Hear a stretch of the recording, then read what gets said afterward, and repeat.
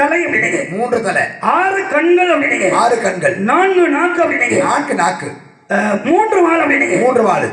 இதுக்கு நான் விளக்கத்தை சொல்லிட்டா என் காலில் விழுந்து மன்னிப்பு கேட்கறேன்னு மட்டும் சொல்லுங்க ஐயா. நான் விளக்கத்தை சொல்றேன்.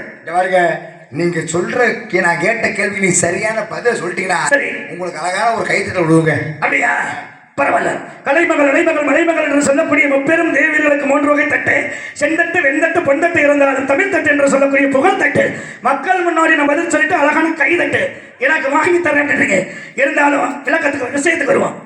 10 கால் 3 தலை 6 கண்கள் 3 வால் 4 நாக்கு அப்படின்னா மணப்பாறைக்கு பெயர் போனது மாட்டு சந்தை. அதே சமயத்துல மாயவரத்துக்கு பெயர் போனது கலப்பை.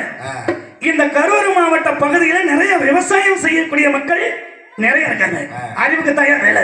நீங்க சொல்லும் பொழுது நான் கொஞ்சம் யோசிச்சுக்கிட்டு தான் இருந்தேன், இந்த விளக்கத்தை அப்படி கொடுக்க முடியுமா அப்படின்றதான் எனக்கு வேலை. அப்ப 10 கால் அப்படின்னா ஒரு விவசாயி என்ன பண்றான், வயக்காட்டுக்குள்ள கலப்பையை பூட்டி அதுல 2 மாற்றையும் சேர்த்து அந்த வயக்காட்டுக்குள்ள கலப்பையை விழுகிறான். கலப்பையை பிடிச்சு விழுகிறான். அப்ப கலப்பையை பிடிச்சு விழுகும் பொழுது